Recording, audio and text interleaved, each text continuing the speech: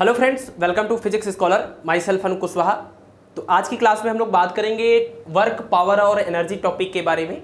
ये है हमारा मैकेनिक्स का लेक्चर नंबर 21। इसके पहले 20 लेक्चर्स हो चुके हैं। अगर आपने नहीं देखा है तो आप प्लेलिस्ट में जाकर देख सकते हैं। तो चलिए स्टार्ट करते हैं। बहुत ही आसान सा चैप्टर है ये, और ख़ास करके जो चैप्टर का नाम है वर्क, पावर एंड एनर्जी, यही तीनों टॉपिक के बारे में आपको अलग अलग पढ़ लेना है कि इनके कितने फार्मूले हैं और क्या क्या चीज़ें इसमें आएंगी। तो ये तीनों पढ़ने के बाद हम लोग एक चीज़ और यहाँ पर डिस्कस करेंगे, व्हाट इज़ कोलिजन। ठीक है, तो वर्क, पावर और एनर्जी के बारे में बात करेंगे और कोलिजन के बारे में बात करेंगे। उसमें एक इंपॉर्टेंट फार्मूला है, उसके बारे में डिस्कस करेंगे। ठीक है, तो चलिए शुरू करते हैं। सबसे पहले अपना टॉपिक लेते हैं यहाँ पर वर्क। ठीक है, तो इसमें आप एक चीज़ ये ध्यान रखिएगा कि वर्क का मतलब क्या है। तो डेली लाइफ में जो वर्क का मतलब होता है, आम बोलचाल में हम लोग जो वर्क का मतलब समझते हैं, फिजिक्स में जो वर्क होता है वो दूसरी चीज़ है। फिजिक्स में वर्क तभी बोला जाएगा जब किसी ऑब्जेक्ट के ऊपर फोर्स लग रहा होगा और वो फोर्स उस ऑब्जेक्ट में डिस्प्लेसमेंट प्रोड्यूस कर रहा होगा। जबकि डेली लाइफ में तो हम पढ़ाने का भी काम करते रहते हैं ना, कोई सामान सिर पर लेकर खड़े हैं, कहते हैं कि इतना काम कर रहे थे, थक गए हैं, टीवी देखना है तो वो भी एक काम है। तो कहने का मतलब ये है कि डेली लाइफ में हम कुछ भी करते हैं तो उसको काम बोलते हैं, वर्क बोलते हैं। लेकिन फिजिक्स में वर्क तभी बोला जाएगा जब किसी बॉडी के ऊपर फोर्स लग रहा हो और उस फोर्स की वजह से उस बॉडी में क्या आ जाए, डिस्प्लेसमेंट आ जाए। दोनों में से कोई भी एक अगर एब्सेंट है,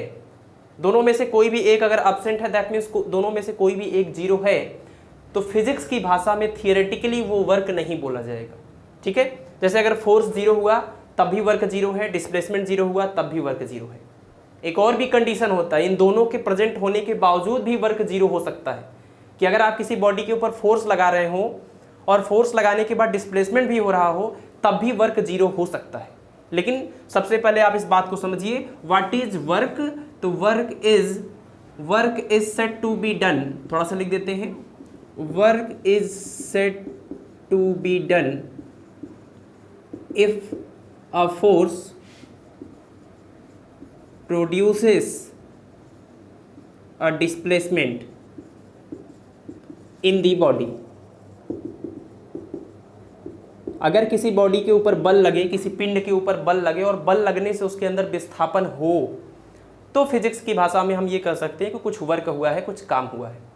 फार्मूला याद रखिएगा, what is work.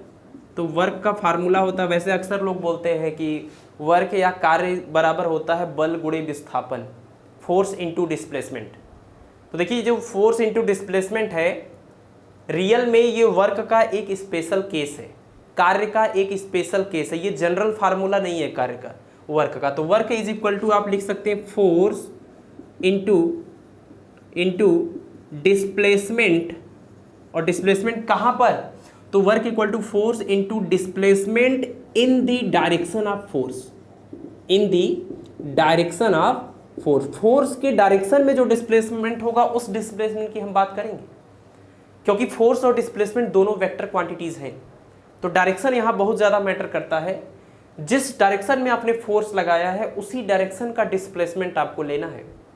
For example अभी हम बात करेंगे, जैसे ये मान लीजिए कोई एक बॉडी है और इस बॉडी पर आपने इस डायरेक्शन में ये फोर्स लगा दिया, और इस फोर्स को लगाने से क्या हुआ, ये बॉडी इसी डायरेक्शन में आगे चली गई, यहाँ से यहाँ चली गई, और ये हो गया इसका डिस्प्लेसमेंट, यहाँ से लेकर यहाँ तक।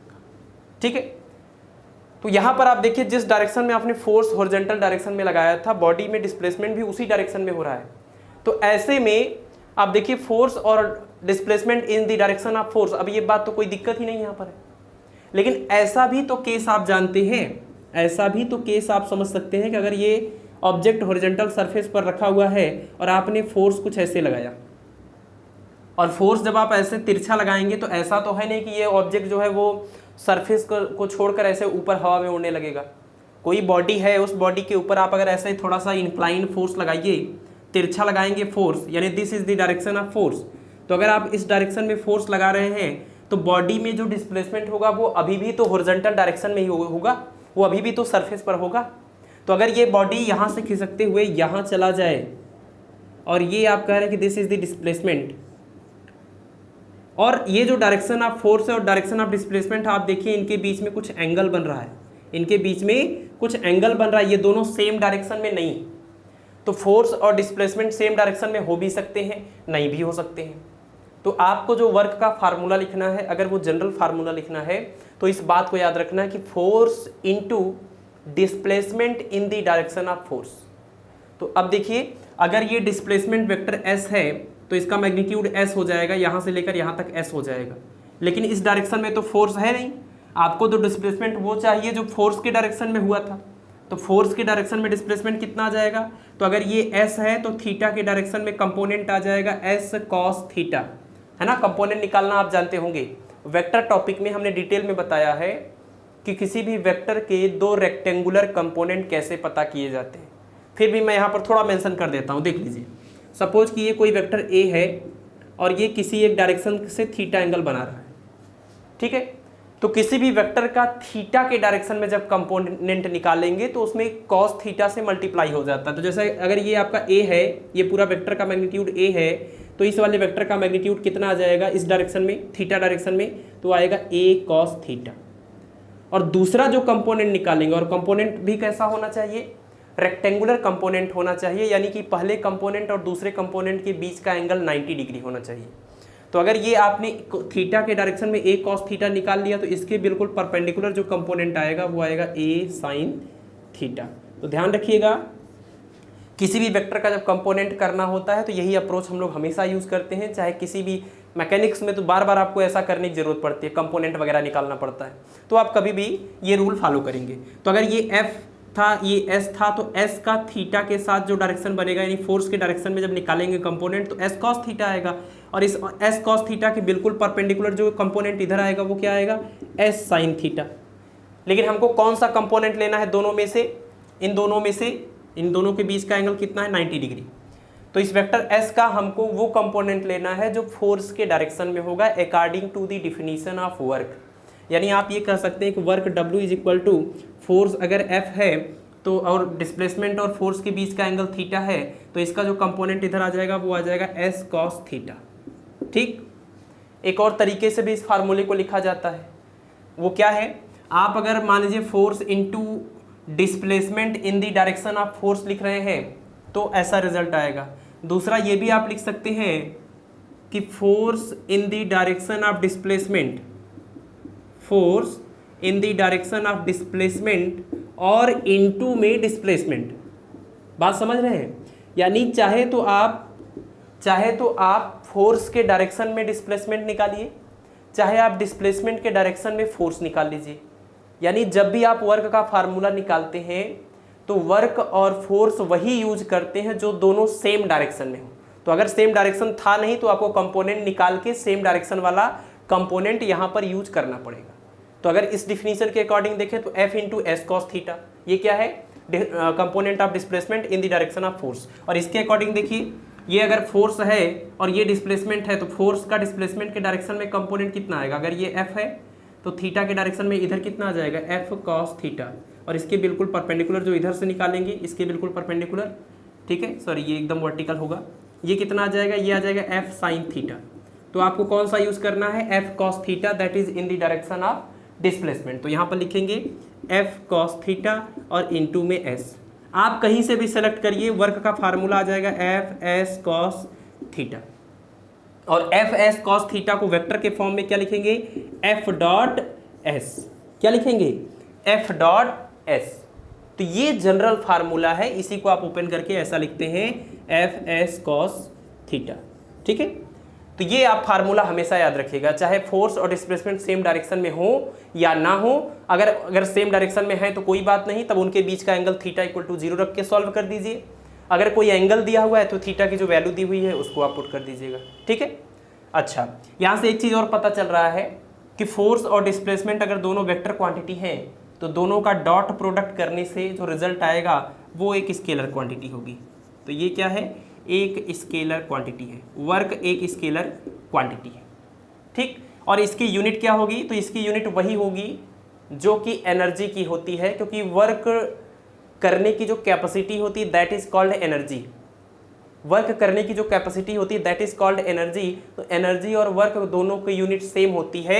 एसआई सिस्टम में एब्सोल्यूट यूनिट जो होता है वो क्या होता है, जूल। वर्क का एसआई सिस्टम में एब्सोल्यूट यूनिट जो होता है वो जूल होता है। तो अभी हम इसके यूनिट के बारे में भी डिटेल में बात कर लेते हैं।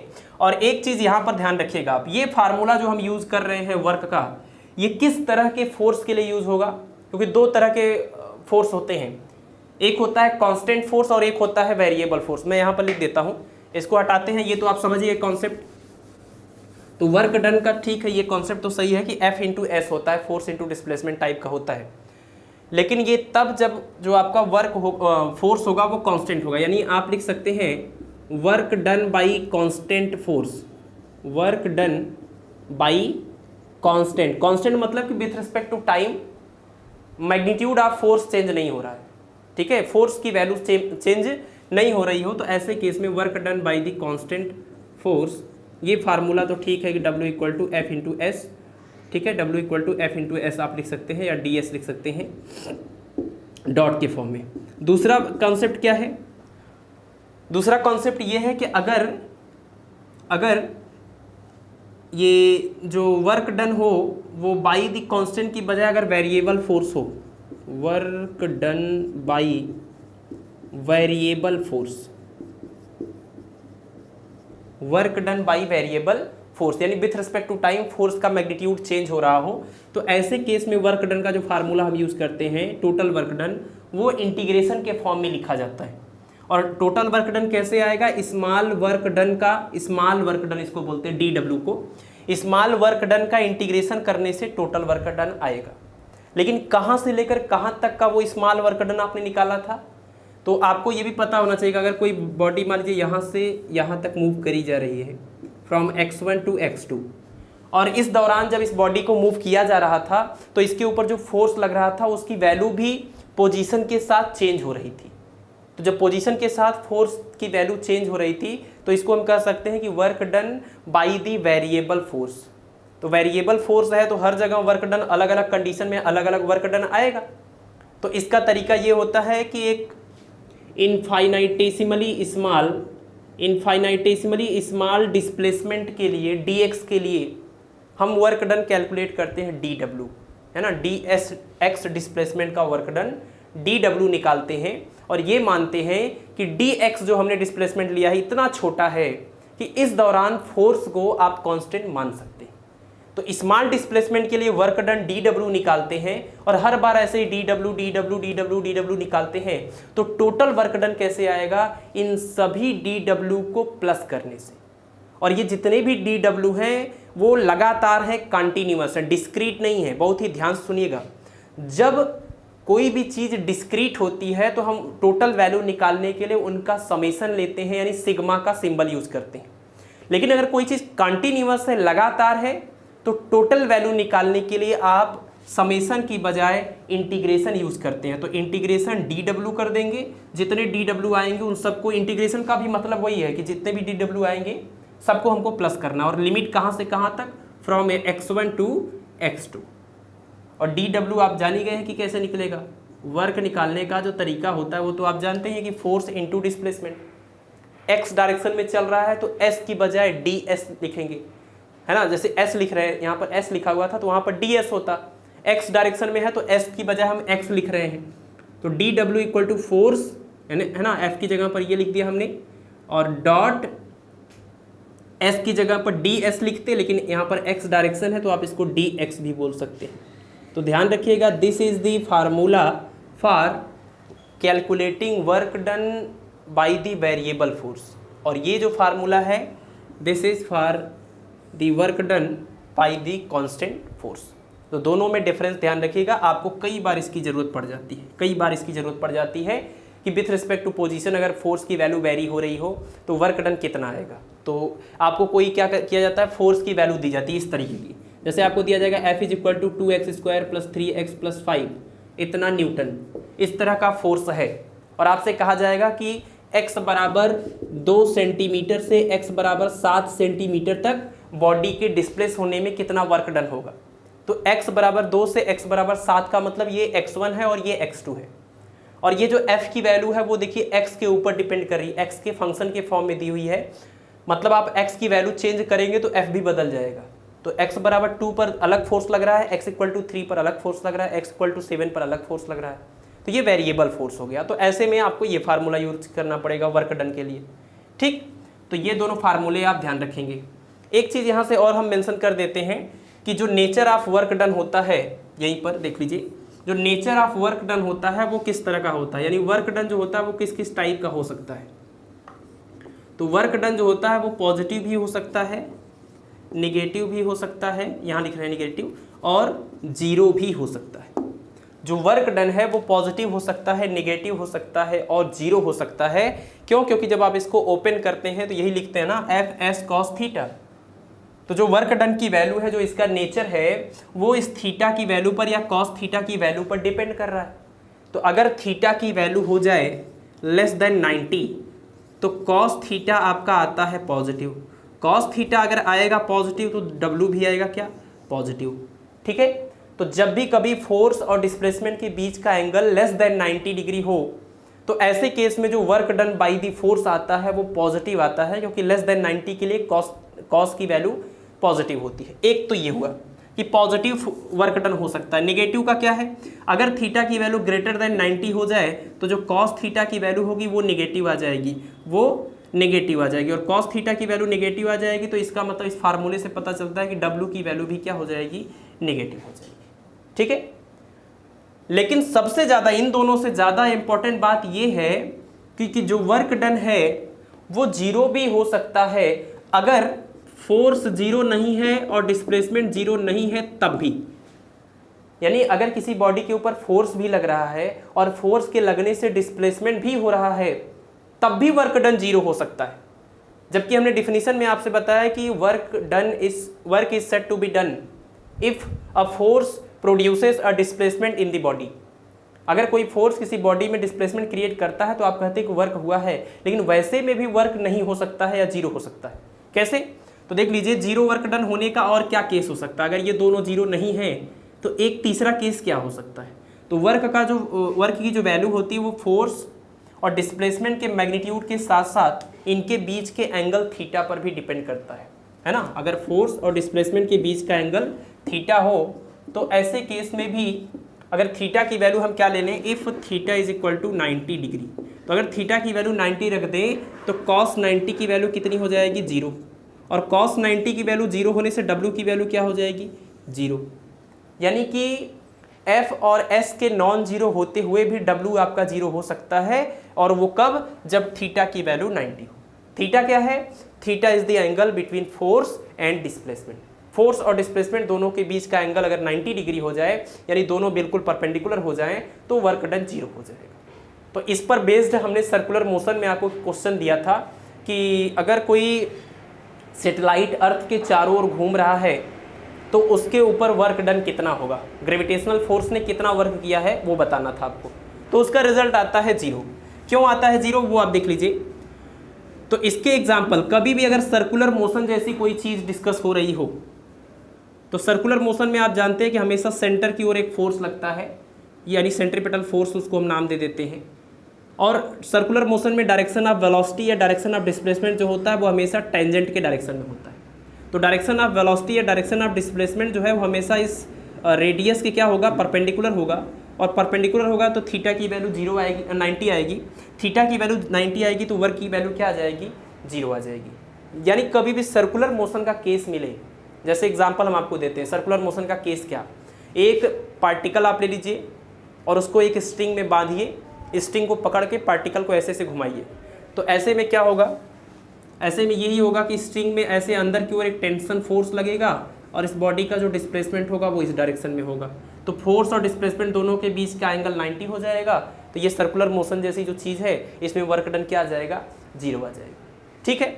तो एक तो स्ट्रिंग के केस में टेंशन फोर्स ने जितना वर्क डन किया दैट इज जीरो। दूसरा और क्या हो सकता है कि अगर ये स्ट्रिंग की बजाय यहाँ पर मान लीजिए ये सैटेलाइट है और यहाँ पर ये अर्थ है, तो अर्थ के चारों ओर अगर कोई सैटेलाइट घूम रहा हो तो सैटेलाइट घूम रहा है तो घूमने के लिए जो फोर्स लगेगा वो सेंट्रीपिटल फोर्स होगा। सेंट्रीपिटल फोर्स कहाँ से प्रोवाइड होता है? तो प्लैनेट और सैटेलाइट के बीच में लगने वाले ग्रेविटेशनल फोर्स से ही इनको सेंट्रीपिटल फोर्स मिलता है। तो उसकी वजह से यानी डायरेक्शन ऑफ फोर्स सेंटर की ओर, डायरेक्शन ऑफ डिस्प्लेसमेंट टेंजेंट के डायरेक्शन में, दोनों परपेंडिकुलर है, थीटा 90, वर्क डन 0। ठीक है, एक और केस आप ले लीजिए, यहीं पर आप मान लीजिए कि दिस इज द न्यूक्लियस, ये किसी एटम का न्यूक्लियस है और ये कोई इलेक्ट्रॉन है। तो न्यूक्लियस के चारों ओर जब इलेक्ट्रॉन चक्कर लगाता है, वो भी सर्कुलर पाथ है, तो न्यूक्लियस और इलेक्ट्रॉन के बीच में लगने वाला इलेक्ट्रोस्टैटिक फोर्स हमेशा सेंटर की ओर, और उसका जो डायरेक्शन है या वेलोसिटी का जो डायरेक्शन है डिस्प्लेसमेंट का, वो हमेशा टेंजेंट के डायरेक्शन में।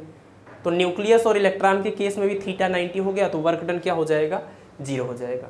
सेम टाइप से आप बोल सकते हैं सन और प्लैनेट, प्लैनेट सभी सन के चारों ओर घूम रहे हैं सर्कुलर पाथ पर, और सन और प्लैनेट के बीच में जो फोर्स लग रहा है वो सन के सेंटर की ओर है, और जो डायरेक्शन ऑफ डिस्प्लेसमेंट है वो हमेशा टेंजेंट की ओर है। फिर से थीटा 90, फिर से W 0 हो जाएगा। ठीक है, तो ये आप ध्यान रखिए कि वर्क डन का ये डिफिनीशन क्या होता है, और इसके दोनों फार्मूले कांस्टेंट फोर्स के केस में और वेरिएबल फोर्स के केस में। वर्क डन 0 कब होता है उसका ये स्पेशल केस आप ध्यान रखेंगे। ठीक, चलिए अब हम लोग डिस्कस कर लेते हैं कि यूनिट ऑफ वर्क डन क्या होता है, वर्क डन की यूनिट क्या होती है। तो देखिए, हमने न्यूटन्स लॉज ऑफ मोशन में, ठीक है, न्यूटन्स लॉज ऑफ मोशन में हमने आपको बताया था यूनिट ऑफ फोर्स, और वो यूनिट ऑफ फोर्स कौन कौन से आपको हमने बताए थे। तो हमने आपको यूनिट ऑफ फोर्स जो हमने बताया था वो 4 यूनिट हमने बताए थे, है ना। फोर्स के 4 यूनिट, अक्सर लोग 2 याद रखते हैं, न्यूटन और डाइन। तो ध्यान रखिएगा, जो न्यूटन और डाइन यूनिट ऑफ फोर्स हैं, they both are the absolute unit of force. ये दोनों एब्सोल्यूट यूनिट है, और इस एब्सोल्यूट यूनिट के अलावा एक और यूनिट होता है जिसको हम ग्रेविटेशनल यूनिट बोलते हैं। तो देखिए, यूनिट ऑफ W ये हम देखने जा रहे हैं, और हम साथ में आपको रिवाइज करवा देंगे यूनिट ऑफ फोर्स भी। तो W के 2 तरह के यूनिट की हम बात करेंगे, 2 तरह के यूनिट की बात करेंगे। कौन कौन से 2 तरह के यूनिट, एक हमारा होगा एब्सोल्यूट यूनिट और दूसरा होगा हमारा ग्रेविटेशनल यूनिट। एब्सोल्यूट यूनिट और ग्रेविटेशनल यूनिट। एब्सोल्यूट यूनिट जो होंगे उसमें भी हम 2 तरह से बात करेंगे, एक बार MKS सिस्टम का जो यूनिट निकलेगा वो, और एक बार CGS सिस्टम का। और ग्रेविटेशनल में भी 2 तरह से बात चलेगी, एक बार MKS सिस्टम में और एक CGS सिस्टम में। अब जरा आप देखिए कि W का यूनिट निकालने के लिए आपको किसका किसका यूनिट चाहिए। मान लीजिए अगर हम ये ऐसे ही लिख दें FS cos थीटा, तो अगर आपको W का यूनिट चाहिए तो आपको F का यूनिट और S का यूनिट पता होना चाहिए। cos थीटा एक नंबर है, इसकी कोई यूनिट नहीं होती है। तो फोर्स और डिस्प्लेसमेंट का जैसा आप यूनिट यूज़ करेंगे वैसा ही आपका W का यूनिट आएगा। तो अगर हम फोर्स का एब्सोल्यूट यूनिट यूज़ करेंगे तो इसका भी एब्सोल्यूट यूनिट आएगा। फोर्स का अगर हम ग्रेविटेशनल यूनिट यूज़ करेंगे तो इसका भी ग्रेविटेशनल यूनिट आएगा। ठीक, तो फार्मूले के अकॉर्डिंग देखा जाए तो अगर हम एब्सोल्यूट यूनिट यूज़ करें MKS सिस्टम में फोर्स का, तो फोर्स का जो एब्सोल्यूट यूनिट होता है MKS सिस्टम में उसको हम बोलते हैं न्यूटन। और डिस्प्लेसमेंट के लिए अगर एब्सोल्यूट यूनिट की बात करें मतलब MKS सिस्टम में, तो ये तो मीटर है सिंपल सा। तो W कितना आ जाएगा, W इज इक्वल टू आएगा F इंटू एस, तो 1 न्यूटन मीटर आ जाएगा। और इसी को हमने नाम क्या दिया था, इसी को हमने क्या नाम दिया है, जूल। ठीक, अब यहाँ से आप क्या कंक्लूजन निकालेंगे कि एब्सोल्यूट यूनिट जो होता है वर्क का वो जूल होता है MKS सिस्टम में। और ये कब आता है, जब हम फोर्स की एब्सोल्यूट यूनिट यूज़ करते हैं MKS सिस्टम में, दैट इज़ न्यूटन। तो अगर 1 न्यूटन का फोर्स लगाकर किसी बॉडी में 1 मीटर का डिस्प्लेसमेंट क्रिएट किया जा सकता है, प्रोड्यूस किया जा सकता है, तो इसका मतलब कि work done by the force on the body is 1 joule. ठीक, अगर 1 न्यूटन का बल लगा करके किसी पिंड में 1 मीटर का विस्थापन उत्पन्न हो तो उस बल के द्वारा पिंड के ऊपर किया गया कार्य 1 जूल होगा। तो यही जो जूल है वो कार्य का मात्रक है, एब्सोल्यूट यूनिट है, एब्सोल्यूट मात्रक है। CGS सिस्टम में आप फोर्स का यूनिट कौन सा यूज़ करते थे, डाइन यूज़ करते थे। डिस्प्लेसमेंट के लिए क्या यूज़ करते थे, सेंटीमीटर यूज़ करते थे। यानी अगर 1 डाइन का फोर्स लगाकर किसी बॉडी में, किसी पिंड में 1 सेंटीमीटर का डिस्प्लेसमेंट प्रोड्यूस किया जाए तो जो कार्य होगा, जो वर्क डन होगा वो कैसे आएगा, F इंटू एस, यानी कि 1 डाइन सेंटीमीटर। और इसी को बोला जाता है अर्ग। क्या बोला जाता है, अर्ग। ठीक, और यहाँ से इन दोनों में आपस में एक रिलेशन होता है जूल और अर्ग के बीच में कि 1 जूल, और कैसे लिखेंगे देखिए 1 जूल इक्वल टू लिखेंगे 1 न्यूटन मीटर, और न्यूटन की जगह पर 10 के घात 5 डाइन, क्योंकि ये आपने पढ़ रखा है 1 न्यूटन बराबर 10 के घात 5 डाइन होता है। और जो मीटर है उसकी जगह पर 10 के घात 2 सेंटीमीटर, क्योंकि 100 सेंटीमीटर, 10 के घात 5 और 10 के घात 2 मिलेगा, 10 के घात 7 बनेगा। डाइन और सेंटीमीटर को आपने अर्ग नाम दिया है, तो आपको मिल जाएगा 1 जूल बराबर 10 के घात 7 अर्ग। 1 जूल इज इक्वल टू 10⁻7 अर्ग। ये आपको रिलेशन भी याद रखना है, ठीक है। तो ये दोनों हो गए आपके जूल और अर्ग, ये हो गए कार्य के एमकेएस और सीजीएस सिस्टम में एब्सोल्यूट यूनिट। अब इसी तरह से हम इनके ग्रेविटेशनल यूनिट भी देख लेते हैं एमकेएस में और सीजीएस में। तो एमकेएस में है फोर्स क्या लिया जाएगा, अगर ग्रेविटेशनल यूनिट की बात करें एमकेएस सिस्टम में, तो जो फोर्स की यूनिट होती है उसको बोलते हैं किलोग्राम फोर्स या किलोग्राम वेट, ठीक। और ये किसके इक्वल होता है, तो अगर न्यूटन में लिखे तो 9.8 न्यूटन के इक्वल होता है। ये हम आपको पढ़ा चुके हैं, ये न्यूटन्स लॉज ऑफ मोशन का जो लेक्चर है उसमें आप देखेंगे तो मिल जाएगा। डिस्प्लेसमेंट की अगर हम बात करें तो डिस्प्लेसमेंट है 1 मीटर, क्योंकि एमकेएस की बात कर रहे हैं। तो W इक्वल टू कितना आ जाएगा, work done force into displacement, यानी किलोग्राम फोर्स और इंटू में मीटर। और ध्यान रखिएगा यहाँ पर कि किलोग्राम फोर्स इंटू मीटर है, ये फोर्स नहीं लिखा जाता है जब हम वर्क के यूनिट की बात करते हैं। यानी वर्क का अब जो यूनिट आता है यहाँ से लिखा जाएगा किलोग्राम मीटर, सिर्फ क्या लिखा जाता है, किलोग्राम मीटर, ठीक है। तो ये आप ध्यान रख सकते, मतलब ध्यान रखिएगा कि वर्क का जो ग्रेविटेशनल यूनिट होता है एमकेएस सिस्टम में वो होता है किलोग्राम मीटर। और ऐसे इधर आ जाइए, सीजीएस में अगर हम बात करें तो फोर्स के लिए क्या हो जाएगा, यहाँ पर किलोग्राम फोर्स रहता है, यहाँ पर ग्राम फोर्स रहता है, ग्राम फोर्स, या इसी को ग्राम वेट भी बोलते हैं। और ये 980 डाइन के इक्वल होता है, 980 डाइन के इक्वल होता है। और डिस्प्लेसमेंट क्या हो जाएगा, 1 सेंटीमीटर। तो W कितना आ जाएगा, W आ जाएगा, मल्टीप्लाई करेंगे दोनों को, यानी 1 ग्राम फोर्स और इंटू में 1 सेंटीमीटर, और इसी को शॉर्ट में बोला जाता है ग्राम सेंटीमीटर। तो आप ये कह सकते हैं कि जो वर्क का यूनिट होता है एमकेएस सिस्टम में ग्रेविटेशनल यूनिट का वो होता है किलोग्राम मीटर, और जो सीजीएस में होता है वो ग्राम सेंटीमीटर।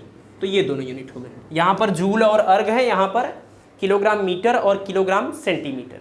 जैसे जूल और अर्ग का आपस में रिलेशन होता है वैसे ही किलोग्राम मीटर और ग्राम सेंटीमीटर का भी रिलेशन होगा। कैसे, देख लीजिए, 1 किलोग्राम मीटर, किलोग्राम को 1000 ग्राम लिखते हैं, 10 घाते 3 ग्राम, मीटर को 10 के घात 2 सेंटीमीटर, तो कुल मिला के ये 10 के घात 5 ग्राम सेंटीमीटर। और ग्राम सेंटीमीटर जो है वो तो आपको मिल ही गया, और ये 10 के घात 5 भी मिल गया। यानी आप ये कह सकते हैं 1 kilogram metre is equal to 10 के घात 5 ग्राम सेंटीमीटर। तो ये जो एब्सोल्यूट यूनिट है वर्क के, उनके बीच का रिलेशन, ये जो ये ग्रेविटेशनल थे, और जो एब्सोल्यूट यूनिट है उनके बीच का ये रिलेशन।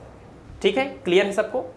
बाकी ये तो आप जान ही रहे हैं कि 1 न्यूटन बराबर 10 के घात 5 डाइन होता है, ये हम आपको पहले पढ़ा चुके हैं। तो एक ये रिलेशन याद रखिए जो फेमस है, और एक ये याद रख लीजिए डाइन मतलब अर्ग का। 1 जूल बराबर 10 के घात 7 अर्ग, 1 न्यूटन बराबर 10 के घात 5 डाइन। क्लियर। चलिए, तो वर्क का ये कॉन्सेप्ट कंप्लीट हो गया। तो अब हम लोग थोड़ा डिस्कस कर लेते हैं टाइप्स ऑफ जो फोर्स होते हैं, यानी कि कंजर्वेटिव और नॉन कंजर्वेटिव और सेंट्रल फोर्स क्या होते हैं। तो ये तीनों चीज़ें बहुत ही स्पेशल टॉपिक में आते हैं। अक्सर लोग डिफरेंशिएट नहीं कर पाते, what is the difference between central conservative and non conservative forces. चलिए, तो देख लेते हैं कि कंजर्वेटिव और नॉन कंजर्वेटिव फोर्स क्या है। इन दोनों को समझने के बाद फिर हम सेंट्रल फोर्स को इसके बीच में ले आएंगे। तो कंजर्वेटिव फोर्स या संरक्षी बल क्या होते हैं। तो देखिए, इसमें एक चीज़ आप ध्यान रखिए कि ये वर्क डन की वैल्यू के ऊपर ये डिफिनीशन बनी हुई है कि अगर वर्क डन जो है कोई भी ऐसा, क्योंकि फोर्स की बात हो रही है ना, तो बल के ही द्वारा, फोर्स के द्वारा ही तो वर्क होता है, कार्य होता है। तो बल के द्वारा या बल के विरुद्ध किया गया जो कार्य है, work done by the force या अगेंस्ट द फोर्स, अगर वो work done by the force या against the force depends on initial and final position not path followed. मतलब कि कोई भी बॉडी है, मान लीजिए आप कोई ऑब्जेक्ट है, इसके ऊपर आपने फोर्स लगाया, फोर्स लगने के बाद जब आपने वर्क डन कैलकुलेट किया तो वो वर्क डन सिर्फ इस बात पर डिपेंड करता था कि ये बॉडी इनिशियली कहाँ थी और फाइनली कहाँ पर पहुँच गई। तो अगर कोई इस टाइप का फोर्स है जिसके केस में वर्क डन या कार्य उस वस्तु के उस पिंड की प्रारंभिक और अंतिम स्थिति पर निर्भर करता है, उसके रास्ते पर निर्भर नहीं करता, तो इस तरह के फोर्स को, इस तरह के बल को हम कंजर्वेटिव या संरक्षी बल कहते हैं। यानी कि आप इसको याद रखने के लिए ये भी कह सकते हैं कि कंजर्वेटिव फोर्स एक ऐसा फोर्स है जिसके केस में वर्क डन क्या होता है, ये पॉइंट डिपेंडेंट होता है। पॉइंट मतलब इनिशियल और फाइनल पॉइंट, ठीक है। तो पोजीशन को ही हम पॉइंट की तरह बोल रहे हैं कि पॉइंट डिपेंडेंट। इससे ना ये तुम आपके दिमाग में बहुत ही जल्दी से एक क्लिक करेगा कि पॉइंट डिपेंडेंट का मतलब कि जो पॉइंट्स पर डिपेंड करता हो। तो पॉइंट्स मतलब कौन कौन से पॉइंट्स, इनिशियल पॉइंट्स और फाइनल पॉइंट्स, ठीक है। तो कोई भी ऐसा फोर्स, कोई भी ऐसा बल जिसके केस में कार्य का मान प्रारंभिक और अंतिम स्थिति पर निर्भर करता है, रास्ते पर निर्भर नहीं करता, ऐसे बल को हम संरक्षी बल या कंजर्वेटिव फोर्स कहते हैं। और बिल्कुल जस्ट इसी का उल्टा कर दीजिए, नॉन कंजर्वेटिव की डिफिनीशन हो जाएगी। यानी नॉन कंजर्वेटिव वो होता है जिसके केस में जो वर्क डन होता है वो पॉइंट डिपेंडेंट नहीं होता, वो प्रारंभिक और अंतिम स्थिति पर सिर्फ नहीं निर्भर करता, बल्कि वो रास्ते, पूरे रास्ते पर निर्भर करता है कि रास्ता कैसा था। यानी ये क्या है, ये पाथ डिपेंडेंट। ये क्या है, पाथ डिपेंडेंट। तो कोई भी ऐसा बल या फोर्स जिसके केस में वर्क डन पाथ डिपेंडेंट हो, ऐसे फोर्स को हम नॉन कंजर्वेटिव फोर्स बोलेंगे। आप ये कह सकते हैं कि work done depends upon path followed. Path followed, उस बॉडी ने जो पाथ फॉलो किया है उसके ऊपर डिपेंड करता है, नॉट अपॉन द इनिशियल और फाइनल पोजीशन। ये बात ध्यान रखिएगा, डिफिनीशन में सिर्फ आपको यही चीज़ पकड़ के रखना है, ये चीज़ और ये चीज़। तो अगर वो कंजर्वेटिव फोर्स है तो पॉइंट डिपेंडेंट होगा वर्क डन की वैल्यू। अगर वो नॉन कंजर्वेटिव फोर्स है तो जो वर्क डन निकालेंगे वो पाथ डिपेंडेंट होगा, यानी रास्ते पर निर्भर करेगा, ठीक है। अच्छा, ये जो कंजर्वेटिव फोर्स होते हैं, अगर इसके हम एग्जाम्पल की बात करें, जो जैसे ये बात जो हम बोल रहे हैं कि अगर किसी वस्तु के ऊपर लगने वाला बल,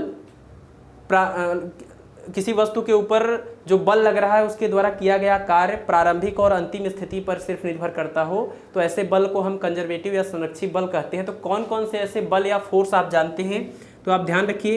एक तो आपका ग्रेविटेशनल फोर्स है जो कि आप पीछे पढ़ चुके हैं। गुरुत्वाकर्षण बल जो होता है वो संरक्षी बल या कंजर्वेटिव फोर्स होता है। इसके अलावा और आप याद रखिएगा, इलास्टिक एनर्जी जो होती है, elastic force in spring. Spring में जो प्रत्यास्थ बल लगता है, स्प्रिंग में जो प्रत्यास्थ बल लगता है वो भी संरक्षी बल या कंजर्वेटिव फोर्स है। और जो ये इलेक्ट्रोस्टैटिक फोर्स होता है, इलेक्ट्रोस्टैटिक जानते हैं ना, स्थिर वैद्युत बल। इलेक्ट्रोस्टैटिक फोर्स यानी दो आवेशों के बीच लगने वाला जो बल है वो भी कंजर्वेटिव है, यानी कि संरक्षी है। इसके अलावा एक और आप देख लीजिए कि जो मैग्नेटिक फोर्स होता है, मैग्नेटिक पोल्स के बीच में जो फोर्स लगता है, मैग्नेटिक फोर्स, ठीक है, चुंबकीय ध्रुवों के बीच में लगने वाला जो चुंबकीय बल होता है वो भी कंजर्वेटिव या संरक्षी बल होता है। यानी इन सभी केसेस में जो वर्क डन होता है वो सिर्फ इनिशियल और फाइनल पोजीशन पर डिपेंड करता है, रास्ता कौन से था इससे कोई मतलब नहीं। जैसे आप ये मान लीजिए कि अगर ये इनिशियल पॉइंट है I, ये फाइनल पॉइंट है F, और किसी बॉडी को आपने A से F तक पहुंचा दिया, कभी ऐसे लेकर गए, कभी आप ऐसे लेकर गए, कभी ऐसे लेकर गए, लेकिन इनिशियल और फाइनल हमेशा सेम है। भले ही रास्ता आपके अलग अलग हैं, आपके पास 3 रास्ते हैं, लेकिन अगर तीनों रास्तों के दौरान इनिशियल और फाइनल सेम था और जब आप बॉडी को लेकर जा रहे थे तो जो फोर्स आपने लगाया था अगर वो कंजर्वेटिव था, वो संरक्षी था, तो इनिशियल और फाइनल सेम है तो वर्क डन भी क्या होगा, सेम होगा। यानी आप ये कह सकते हैं W1 = W2 = W3, ये कंजर्वेटिव फोर्स की प्रॉपर्टी, ठीक। और भी कुछ कंजर्वेटिव फोर्स की प्रॉपर्टी होती है कि एक पूरे क्लोज्ड पाथ के लिए, जैसे अगर इसी डायग्राम में आप ये देख लीजिए कि अगर कोई कंजर्वेटिव फोर्स या संरक्षित बल लगाते हुए आप इस पिंड को ए से आई से एफ तक ले जाइए और एफ से आई तक ले आइए, तो ये पूरा चक्रीय प्रक्रम है, साइक्लिक प्रोसेस है। इस पूरे साइक्लिक प्रोसेस में जो टोटल वर्क डन आएगा वो क्या आएगा, यानी W is equal to W from I to F plus W from F to I। तो I से F और F से I में जो वर्क डन होगा वो बिल्कुल बराबर होगा, क्योंकि इनिशियल और फाइनल पोजीशन सेम थे। लेकिन ये I से F जाने में जितना भी वर्क डन हुआ होगा, F से I तक आने में जस्ट उसी का निगेटिव वर्क डन, क्योंकि वर्क डन निगेटिव हो सकता है, पॉजिटिव भी हो सकता है, तो ये दोनों बिल्कुल इक्वल रहते हैं लेकिन अपोजिट रहते हैं, तो इस वजह से ये टोटल क्या हो जाएगा, 0 हो जाएगा। यानी आप ये भी ध्यान रखिएगा, एक पूरे राउंड ट्रिप में साइक्लिक पाथ पर कंजर्वेटिव फोर्स के द्वारा जो बल लगेगा वो 0 हो जाएगा। ठीक है, एक प्रॉपर्टी, तो ये बहुत ही इंपॉर्टेंट प्रॉपर्टी है ये पूरे साइक्लिक पाथ के लिए। और एक चीज़ और आप याद रख सकते हैं कि कंजर्वेटिव फोर्स में क्या होता है कि बॉडी की इनिशियल और फाइनल काइनेटिक एनर्जी सेम रहती है ना, एक चीज़ ये है इसकी प्रॉपर्टी। और इसके अलावा जो कंजर्वेटिव फोर्सेस होते हैं, जैसे हम एक एग्जांपल आपको दे रहे हैं, इलेक्ट्रिक फील्ड का एक फार्मूला आपने पढ़ा होगा, E is equal to minus of dV/dx। Electric field जो होता है वो निगेटिव ग्रेडियंट ऑफ पोटेंशियल के इक्वल होता है। इसी बात को आप ऐसे भी लिखे होंगे, E equal to minus of negative gradient of V। ठीक, जहाँ पर E क्या है, इलेक्ट्रिक फील्ड है या वैद्युत क्षेत्र की तीव्रता है, और V क्या है, ये है इलेक्ट्रिक पोटेंशियल। ये फार्मूला आप कब यूज़ कर रहे हैं, जब आपको ये पता है कि जो इलेक्ट्रिक फोर्स होता है, जो इलेक्ट्रोस्टैटिक फोर्स होता है, वो नेचर में कैसा होता है, कंजर्वेटिव। तो किसी भी संरक्षित बल के केस में आप उसके क्षेत्र की तीव्रता को उसके पोटेंशियल के फॉर्म में विभव के नेगेटिव ग्रेडियंट के रूप में लिख सकते हैं। ठीक है, ये फार्मूला आप याद रखिएगा, E is equal to minus of negative gradient of V, यानी कि वैद्युत क्षेत्र की तीव्रता बराबर वैद्युत विभव की ऋणात्मक प्रवणता। अगर गुरुत्वीय क्षेत्र की हम बात करते हैं तो यहाँ पर लिखते हैं गुरुत्वीय क्षेत्र की तीव्रता बराबर माइनस ऑफ गुरुत्वीय विभव की प्रवणता। ठीक, और इसी वजह से ये लिखा जाता है, आपने फार्मूला भी पढ़ा होगा, F is equal to negative gradient of U। ये फार्मूला भी आपने देखा होगा। और ये फार्मूला क्या है, ये किसी भी संरक्षित बल के लिए दोनों फार्मूले आप यूज करते हैं। ये तीव्रता के रूप में अगर रहेगा, अगर तीव्रता इधर लिखेंगे, चाहे वो वैद्युत क्षेत्र की हो चाहे वो गुरुत्वीय क्षेत्र की हो, अगर आप तीव्रता लिखेंगे तो इधर विभव लिखना पड़ेगा। ठीक है, पोटेंशियल लिखना पड़ेगा। अगर आप तीव्रता की बजाय बल लिखेंगे, चाहे वो वैद्युत बल हो चाहे वो चुंबकीय बल हो, तब आपको यहाँ पर विभव की जगह पोटेंशियल की जगह पर पोटेंशियल एनर्जी यूज करना पड़ेगा, यानी स्थितिज ऊर्जा यूज करना पड़ेगा। ठीक है, तो ये दोनों फार्मूले भी आप कंजर्वेटिव फोर्स के केस में ध्यान रखिए। एक तो पूरे कंप्लीट राउंड ट्रिप में टोटल वर्क डन 0, और एक तो कंजर्वेटिव फोर्स में इनिशियल और फाइनल काइनेटिक एनर्जी उस बॉडी की चेंज नहीं होती। और एक इसकी डिफिनीशन कि ये पॉइंट डिपेंडेंट इसमें वर्क डन होता है। बस इसी सभी चीज़ों को अगर आप इधर लिख देते हैं, जैसे पॉइंट की बजाय यहाँ पर पाथ लिख दीजिए, और टोटल जो वर्क डन होता है that is not equal to 0 in closed path. ठीक है, और ये नॉन कंजर्वेटिव हो जाएगा। और तमाम चीज़ें, मतलब इनिशियल काइनेटिक एनर्जी और फाइनल काइनेटिक एनर्जी दोनों सेम नहीं है, तो ये सब आपके नॉन कंजर्वेटिव फोर्सेस की प्रॉपर्टीज़ हो जाएंगी। एग्जाम्पल याद रखिए, एग्जाम्पल कई बार एग्जाम्पल पूछा जाता है, सिर्फ एग्जाम्पल पूछा जाता है कि which one of the following is non conservative in nature. तो आप अगर 3-4 नाम इसके याद कर लिए हैं, 3-4 इसके भी याद कर लीजिए। जैसे एक तो आपका फ्रिक्शन है ना, घर्षण जो होता है, कितना घर्षण लगेगा वो तो इस बात पर डिपेंड करेगा ना कि जो कांटेक्ट में सरफेस है वो कितना रफ या कितना स्मूथ है। स्मूथ सरफेस है तो फ्रिक्शन कम लगेगा, रफ सरफेस है तो फ्रिक्शन ज़्यादा लगेगा। तो इसका मतलब कि अब फ्रिक्शन ज़्यादा लगेगा फोर्स, तो वर्क डन भी ज़्यादा हो जाएगा। यानी वर्क डन जो है वो रास्ते के ऊपर डिपेंड करता है। तो फ्रिक्शन फोर्स या फ्रिक्शनल फोर्स में वर्क डन पाथ डिपेंडेंट होता है, इसीलिए ये नॉन कंजर्वेटिव है। फ्रिक्शन के अलावा विस्कस फोर्स, विस्कस भी आप जानते हैं, अगर नहीं जानते हैं तो आगे एक चैप्टर हम लोग पढ़ेंगे विस्कोसिटी फ्लूइड मैकेनिक्स में। यानी जब मैकेनिक्स आपका एकदम इंड होने वाला होगा तो लास्ट में जो फ्लूइड मैकेनिक्स नाम का पूरा यूनिट है, जिसमें हम सरफेस टेंशन की बात करेंगे, विस्कस फोर्स की बात करेंगे, बर्नौली की थ्योरम और फ्लो ऑफ लिक्विड के बारे में बात करेंगे, तो वहाँ पर हम विस्कोसिटी पढ़ाएंगे। तो किसी भी लिक्विड, किसी भी फ्लूइड के 2 लेयर के बीच में जो फ्रिक्शन लगता है उसको हम विस्कस फोर्स बोलते हैं, और सॉलिड के केस में उसको फ्रिक्शन ही बोला जाता है। ठीक है, तो ये भी एक नॉन कंजर्वेटिव है, पाथ डिपेंडेंट वर्क डन होता है। और तीसरा आप लिख सकते हैं एयर रेजिस्टेंस।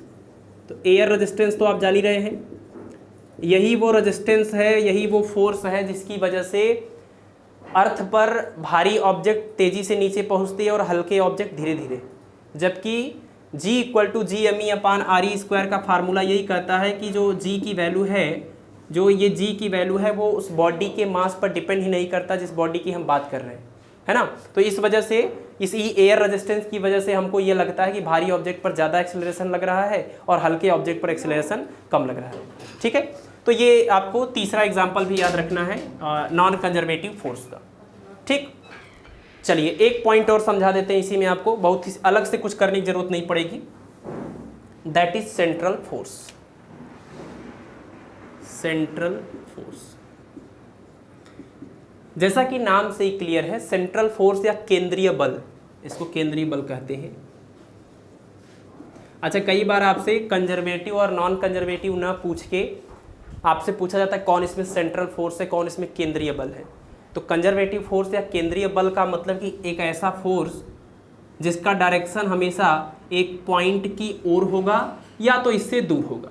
अगर ये कोई पॉइंट P है तो इसके केस में, यानी कोई भी ऐसा फोर्स जो जिसका डायरेक्शन हमेशा टुवर्ड्स द पॉइंट हो या अवे द पॉइंट हो, कोई भी ऐसा फोर्स जिसकी दिशा हमेशा एक निश्चित बिंदु की ओर हो या उसके जस्ट विपरीत हो, मतलब उसी रेखा के अनुदिश हो, अलोंग द लाइन।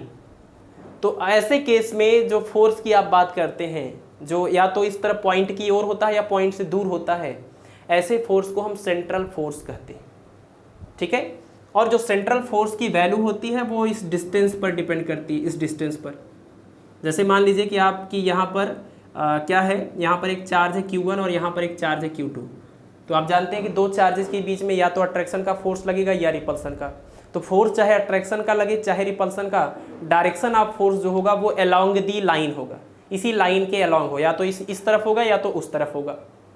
तो हमेशा इस तरह के फोर्स को हम क्या बोलेंगे, सेंट्रल फोर्स, जिसका डायरेक्शन हमेशा अलोंग दी लाइन होता है, along the direction, along the ये पॉइंट होता है।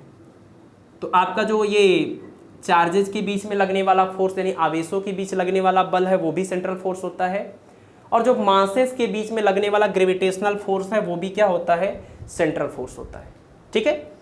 तो कोई भी ऐसा फोर्स जिसके केस में बल की दिशा हमेशा एक निश्चित बिंदु की ओर हो या उसके विपरीत दिशा में हो, उस बल को केंद्रीय बल कहते हैं। और केंद्रीय बल का मान हमेशा उस पिंड, जिस पिंड की आप बात करो, उस पिंड और उस बिंदु के बीच की दूरी पर निर्भर करता है। यानी अगर कोई फोर्स सेंट्रल फोर्स है तो कन्फर्म है कि इसकी जो वैल्यू होगी वो उस डिस्टेंस r का एक फंक्शन होगी, उस r के ऊपर वो डिपेंड कर रही होगी। ये सेंट्रल फोर्स के लिए आप ऐसी बात लिख सकते हैं, ठीक। अब यहाँ से एक चीज़ ये याद रखिए कि अगर कोई भी फोर्स सेंट्रल फोर्स है या केंद्रीय बल है,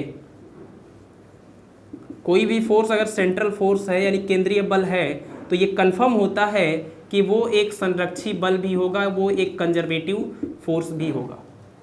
यानी जो भी सेंट्रल फोर्स होते हैं, केंद्रीय बल होते हैं, वो नेचर में कंजर्वेटिव होते हैं। कंजर्वेटिव होते हैं इसका मतलब कि जो कार्य का मान होता है, जो वर्क की वैल्यू होती है, वो पॉइंट डिपेंडेंट होती है। तो अगर सेंट्रल फोर्स का हम एग्जाम्पल लिखें, कौन कौन से लोग सेंट्रल फोर्स के एग्जाम्पल्स में आते हैं, तो ग्रेविटेशनल फोर्स, इलेक्ट्रोस्टैटिक फोर्स, है ना। जैसे एग्जाम्पल हम लिख दें यहाँ पर गुरुत्वाकर्षण बल और वैद्युत बल, ये सब कैसे बल है, ये सब सेंट्रल फोर्स है। इसमें जो डायरेक्शन ऑफ फोर्स होता है वो हमेशा टुवर्ड्स द सेंटर या अवे द सेंटर होता है। तो अगर ये सेंट्रल फोर्स हैं तो इसका मतलब ये कंजर्वेटिव भी होंगे, ये संरक्षी भी होंगे। तो आप ध्यान रखिएगा कि जो भी लोग एग्जाम्पल हैं सेंट्रल फोर्स के, उनको आप कंजर्वेटिव फोर्स का भी एग्जाम्पल लिख सकते हैं या ऑप्शन में ढूंढ सकते हैं, ठीक है। लेकिन हम इसका उल्टा नहीं बोल रहे हैं कि जो भी लोग कंजर्वेटिव हैं वो सब सेंट्रल हो जाएंगे। सभी सेंट्रल कंजर्वेटिव होते हैं लेकिन सभी कंजर्वेटिव सेंट्रल नहीं होते हैं, ठीक है। तो आप ये कह सकते हैं कि अगर हम केंद्रीय बल यहाँ लिखें तो ये कह सकते हैं ये किसके अंतर्गत आता है, ये संरक्षी बल के अंतर्गत आता है। वेन डायग्राम्स अगर समझें तो आप ये कह सकते हैं सब के सब सेंट्रल जो है वो कंजर्वेटिव हैं, लेकिन जो सब के सब कंजर्वेटिव हैं वो सेंट्रल नहीं होते, ठीक है। चलिए, तो ये तो आपका हो गया कंजर्वेटिव, नॉन कंजर्वेटिव और सेंट्रल फोर्सेस। ये जो स्लाइड है ना, ये बहुत ही ज़्यादा इंपॉर्टेंट है। पिछले स्लाइड में भी तो चीज़ें अच्छी थी, ज़रूरी थी, लेकिन ये जो स्लाइड है ना, ये अक्सर लोगों को नहीं समझ में आता, इसको लोग क्लियर नहीं करते। तो हमेशा आप ध्यान रखिएगा, ये जो मेन पॉइंट्स हमने यहाँ पर 2 पॉइंट ये मेंशन किए हैं, कंप्लीट राउंड ट्रिप में वर्क डन 0, और ये कंजर्वेटिव और नॉन कंजर्वेटिव को जो डिफिनीशन है पॉइंट डिपेंडेंट और पाथ डिपेंडेंट, और साथ ही साथ कंजर्वेटिव और नॉन कंजर्वेटिव के ये एग्जाम्पल्स, और कंजर्वेटिव और सेंट्रल के बीच का ये डिफरेंस। क्लियर है? चलिए, तो ये टॉपिक वर्क का टॉपिक कंप्लीट हुआ। अब सिंपल सा बहुत छोटा सा है पावर, इसको भी पढ़ लेते हैं। चलिए, तो अब पावर की बात कर लेते हैं। पावर मतलब कि पावर है ना, इसको शक्ति या सामर्थ्य बोलते हैं, शक्ति या सामर्थ्य बोला जाता है इसको। और पावर और वर्क के बीच में रिलेशन होता है, और वो ये है कि power P is equal to W/T, power P is equal to W/T। वैसे देखा जाए तो ये टोटल वर्क डन वर्क है, ये टोटल टाइम है, तो आप कह सकते हैं कि ये एवरेज पावर है। ये क्या है? एवरेज पावर है। अगर आप इंस्टेंटेनियस पावर निकालना चाहते हैं तो आप कैसे लिखेंगे? इंस्टेंटेनियस, तो इंस्टेंटेनियस में टाइम इंटरवल बहुत स्मॉल लेना पड़ेगा, बहुत स्मॉल टाइम इंटरवल के लिए बात करेंगे तो जो वर्क डन होगा वो भी स्मॉल होगा।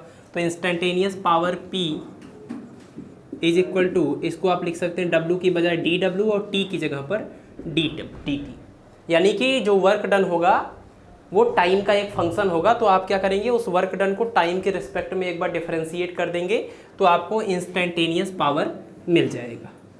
क्वेश्चन में अगर आपको इंस्टेंटेनियस या एवरेज टर्म मेंशन नहीं है तो आप बस ये ध्यान रखिएगा कि जो वर्क डन की वैल्यू है वो टोटल वैल्यू गिवन है कि टाइम के फंक्शन के रूप में दिया है। तो अगर टाइम का फंक्शन दिया हुआ तो डिफरेंशिएट कर लीजिएगा, इंस्टेंटेनियस निकलेगा।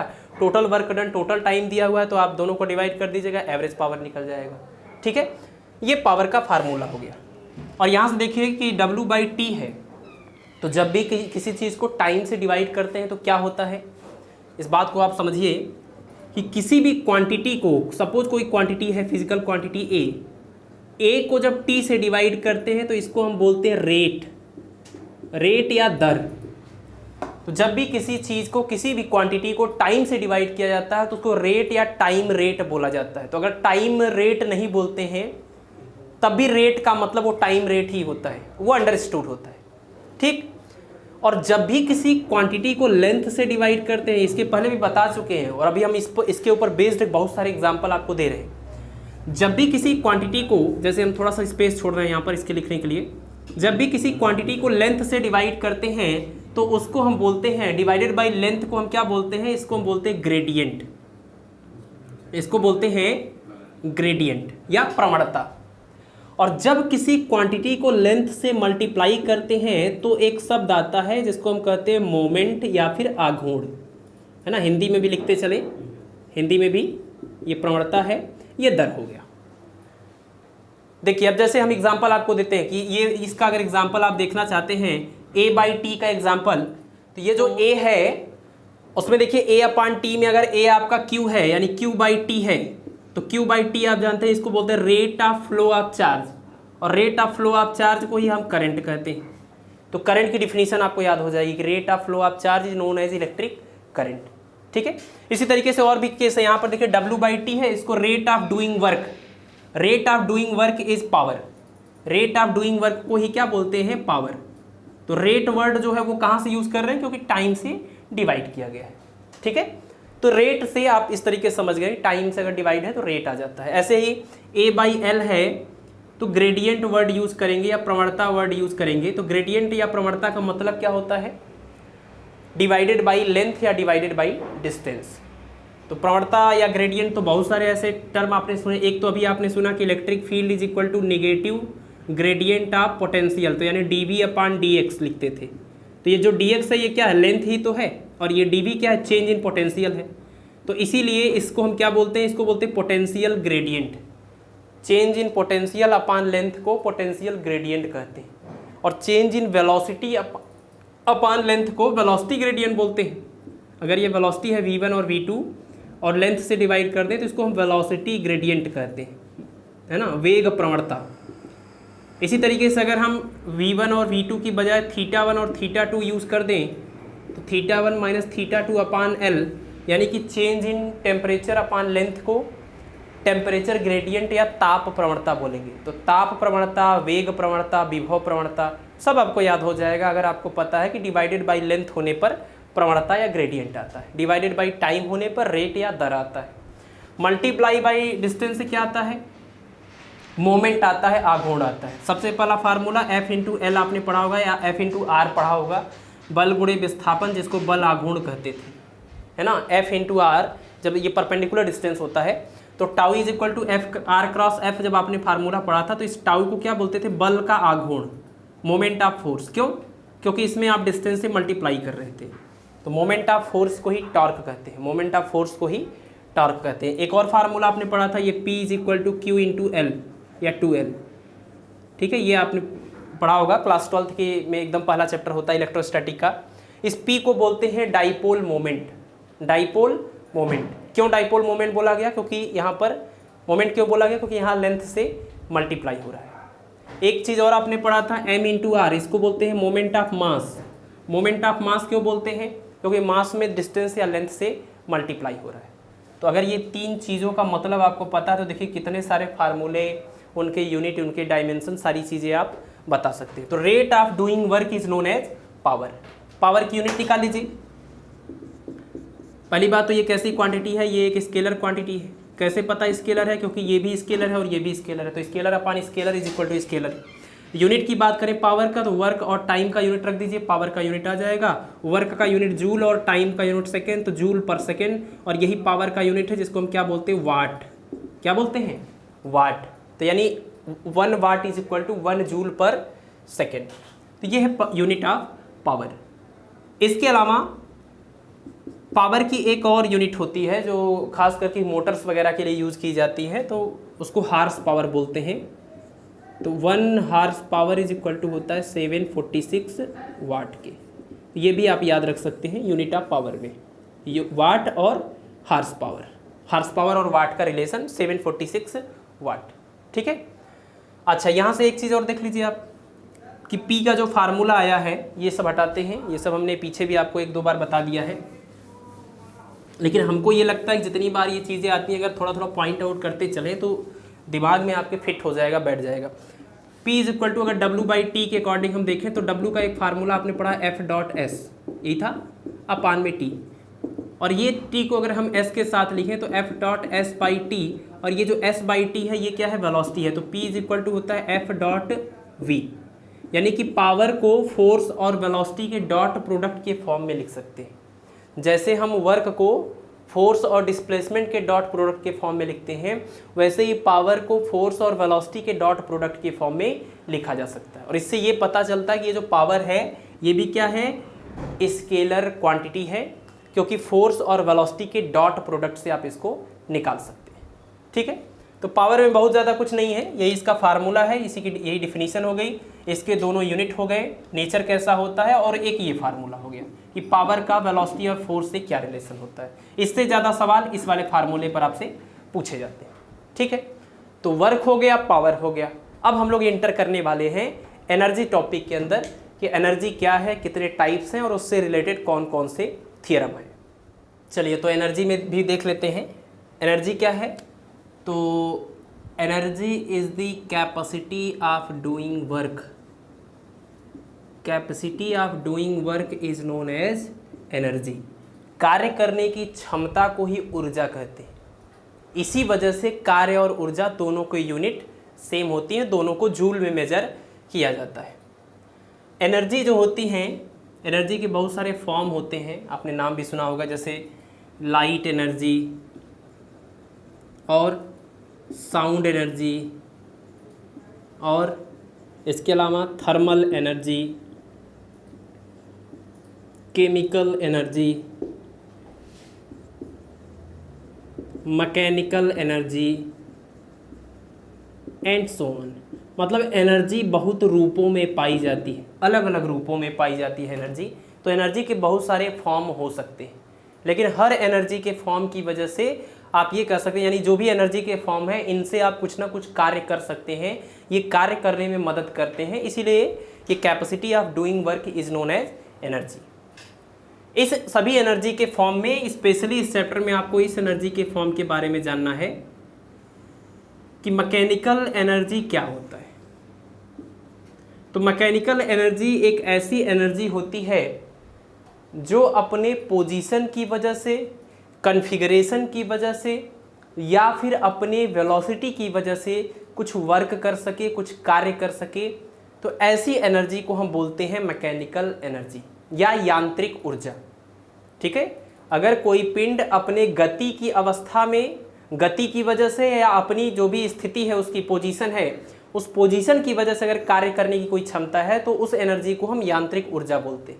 जैसे पंखे के अंदर जो ऊर्जा है, पंखा घूम रहा होता है दीवार में ऊपर लटका हुआ छत से, तो वो घूम रहा है, तो घूम रहा है यानी इसके पास वेग है, स्पीड है, चाल है, तो उसकी वजह से जो कार्य करने की उसके अंदर क्षमता है, वो कौन सी क्षमता है, कौन सी ऊर्जा है, वो यांत्रिक ऊर्जा है, मैकेनिकल एनर्जी। ठीक, अगर हम इसी ऑब्जेक्ट को यहाँ पर इतनी ऊंचाई पर रख दिए, थोड़ा और ऊंचाई पर रख दिए, तो अभी इस पोजीशन में रखने की वजह से सिर्फ ये नीचे गिरेगी तो कांच का कोई टुकड़ा होगा, कोई चींटी होगी, मर जाएगी, है ना, टूट जाएगा कांच का टुकड़ा। तो इस पोजीशन की वजह से जो कार्य करने की क्षमता है, उस क्षमता को या उस ऊर्जा को हम क्या बोलेंगे, ये भी क्या है, ये भी मैकेनिकल एनर्जी है, ये भी यांत्रिक ऊर्जा है। तो किसी भी बॉडी में उसकी स्पीड या उसकी पोजीशन की वजह से जो कार्य करने की क्षमता होती है, उसको मैकेनिकल एनर्जी कहते हैं। दो टाइप की है। जब स्पीड की वजह से कार्य करने की क्षमता हो तो उसको हम काइनेटिक एनर्जी बोलते हैं, और जब उसके पोजीशन की वजह से कार्य करने की क्षमता हो तो उसको हम पोटेंशियल एनर्जी या स्थितिज ऊर्जा बोलते हैं। ठीक है, पोटेंशियल एनर्जी या स्थितिज ऊर्जा। काइनेटिक एनर्जी का जो फार्मूला होता है K = ½ × m × v², या पढ़े होंगे फार्मूला। यहाँ पर आप देखिए ये फार्मूला जानते हैं कि मोमेंटम P = मास × वेलोसिटी होता है। लीनियर मोमेंटम P = मास × वेलोसिटी। तो अगर हम इसमें ऊपर नीचे m से मल्टीप्लाई कर दें तो बन जाएगा K = m से मल्टीप्लाई करेंगे तो m² v², और नीचे जो m होगा वो इसके साथ, और m² v² को हम m × v का होल स्क्वायर कर सकते हैं और अपान में 2m। m × v को हम p बोल सकते हैं, यानी p² अपान में 2m। तो यहाँ से एक रिलेशन डेवलप हो गया कि काइनेटिक एनर्जी को लीनियर मोमेंटम के फॉर्म में इस तरीके से लिखा जा सकता है, K = p² अपान 2m। और इसके ऊपर बेस्ड न्यूमेरिकल आते हैं, इसके ऊपर बेस्ड न्यूमेरिकल आते हैं कि काइनेटिक एनर्जी में इतने % का चेंज करने पर लीनियर मोमेंटम में कितने % का चेंज होगा, या इसी का रिवर्स पूछा जाएगा। लीनियर मोमेंटम में कोई चेंज दिया जाएगा और आपसे काइनेटिक एनर्जी का चेंज पूछा जाएगा। ठीक है, तो मैकेनिकल एनर्जी के दो टाइप हुए। अगर वेलोसिटी की वजह से कुछ कर सकता है तो काइनेटिक एनर्जी, पोजीशन की वजह से कुछ कर सकता है पोटेंशियल एनर्जी। काइनेटिक एनर्जी का formula ½ × m × v²। Kinetic energy और लीनियर मोमेंटम के बीच का रिलेशन K = p² अपान 2m। यहाँ पर एक चीज़ और ध्यान रख सकते हैं आप कि जो काइनेटिक एनर्जी होती है वो मास से ज़्यादा वेलोसिटी पर डिपेंड करती है। अगर आप काइनेटिक एनर्जी के फार्मूले में देखिए, मास को 2 गुना करेंगे तो काइनेटिक एनर्जी भी 2 गुना हो जाएगी, लेकिन वेलोसिटी को जब 2 गुना करेंगे तो उसका स्क्वायर होने की वजह से 4 गुना काइनेटिक एनर्जी हो जाएगा। तो मास से कहीं ज़्यादा असर वेलोसिटी का होता है। इसी वजह से बंदूक से निकलने वाली ये जो गोली है, मास इसका बहुत कम रहता है, लेकिन वेलोसिटी बहुत ज़्यादा होने की वजह से काइनेटिक एनर्जी बहुत ज़्यादा हो जाती है, जिसकी वजह से इसकी एनर्जी बढ़ जाती है, और ये छोटा सा होने के बावजूद भी कितना बड़ा घाव कर सकती है या कितना ज़्यादा कार्य कर सकती है। ठीक है, तो ये इसका मेन रीज़न क्या होता है कि इसकी तेज़ जो वेलोसिटी है वो, इसका मास उतना ज़्यादा मैटर नहीं करता है। पोटेंशियल एनर्जी में अगर हम बात करें तो किसी भी बॉडी में उसके पोजीशन या उसके कॉन्फ़िगरेशन की वजह से जो कार्य करने की क्षमता होती है उसको हम पोटेंशियल एनर्जी कहते हैं। जैसे मान लीजिए कि ये जो बॉडी का हमने एग्जांपल दिया, इसको नीचे छोड़ेंगे तो नीचे जाएगी तो कांच का कोई टुकड़ा है टूट जाएगा। तो कार्य जो इसने किया, वर्क जो किया, वो क्यों किया, क्योंकि वो इस हाइट पर थी, और ऊपर रख देते तो और ज़्यादा नीचे जाके कार्य करती। तो इसके पोजीशन की वजह से जो इसके अंदर ये कार्य करने की क्षमता है उसको पोटेंशियल एनर्जी या स्थितिज ऊर्जा कहते हैं। इसी तरह से और भी बहुत सारे केसेस हैं। और जैसे आप देखिए पोटेंशियल एनर्जी की अगर हम बात करें, ये जो एग्जांपल हम दे रहे हैं इसको हम बोलते हैं ग्रेविटेशनल पोटेंशियल एनर्जी। ठीक है, इसी तरीके से जो स्प्रिंग का केस होता है, स्प्रिंग को अगर आप खींचते हैं तो इलास्टिसिटी, जो इलास्टिक फोर्स होता है उसके अगेंस्ट आपको वर्क करना पड़ता है। जितना वर्क करना पड़ता है वही उस स्प्रिंग की बन जाती है इलास्टिक पोटेंशियल एनर्जी। तो जो पोटेंशियल एनर्जी होती है वो वैरायटी की होती हैं। तो 3 पोटेंशियल एनर्जी के फार्मूले आप याद रखिए, जैसे gravitational potential energy, gravitational potential energy, तो ग्रेविटेशनल पोटेंशियल एनर्जी का formula U is equal to M into G into H होता है। और दूसरा आप स्प्रिंग का याद कर लीजिए, elastic potential energy, elastic potential energy U is equal to half K X square, half K X square, जिसमें x डिस्प्लेसमेंट है और k उस स्प्रिंग के मटेरियल का स्प्रिंग कांस्टेंट है, या फोर्स कांस्टेंट ऑफ स्प्रिंग, या बल नियतांक बोलते हैं। और तीसरा जो है वो है आपका इलेक्ट्रोस्टैटिक या इलेक्ट्रिक पोटेंशियल एनर्जी बोल सकते हैं इसको, इलेक्ट्रिक पोटेंशियल एनर्जी। तो इलेक्ट्रिक पोटेंशियल एनर्जी किसके लिए यूज होता है? दो चार्जेज या दो से ज़्यादा चार्जेज का कोई सिस्टम बना हुआ है तो उनके बीच में इलेक्ट्रिक फोर्स लगता है, उस सिस्टम की एनर्जी को इलेक्ट्रिक पोटेंशियल एनर्जी बोलते हैं। इसका फार्मूला है U is equal to 1/4πε0 Q1 Q2 upon में R। अगर दो चार्जेस Q1 और Q2 से मिलकर कोई सिस्टम बना है और उनके बीच का सेपरेशन स्मॉल r है तो उनका जो इलेक्ट्रिक पोटेंशियल एनर्जी होगा उसका ये फार्मूला है। तो ये तीनों ये तीनों के तीनों जो है वो पोटेंशियल एनर्जी ही हैं। जब ग्रेविटेशनल फोर्स लगता है तो ग्रेविटेशनल पोटेंशियल एनर्जी, जब इलास्टिक फोर्स लगता है तो इलास्टिक पोटेंशियल एनर्जी, जब इलेक्ट्रिक फोर्स लगता है तो इलेक्ट्रिक पोटेंशियल एनर्जी। एक बात याद रखिएगा, कभी भी किसी भी बॉडी के ऊपर फोर्स लग रहा होगा, अगर फोर्स लग रहा होगा तो उसके पास कोई ना कोई पोटेंशियल एनर्जी होती ही होती है। जैसा कि हमने सैटेलाइट वाले चैप्टर में आपको बताया था कि सैटेलाइट जो अर्थ के चारों ओर रिवॉल्व करती है, अगर ये अर्थ है और ये सैटेलाइट है तो इस सैटेलाइट के वेलोसिटी की वजह से इसके पास काइनेटिक एनर्जी रहती है और ये अर्थ के ग्रेविटेशनल फील्ड में रहती है, तो एक इसके ऊपर ग्रेविटेशनल फोर्स लगता है, तो इस ग्रेविटेशनल फोर्स की वजह से इसके पास एक ग्रेविटेशनल पोटेंशियल एनर्जी होती है।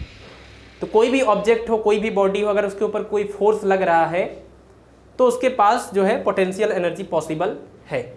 ये तीनों फार्मूले आप पोटेंशियल एनर्जी के याद रखेंगे, काइनेटिक एनर्जी का ये फार्मूला और ये फार्मूला भी आप याद रखेंगे।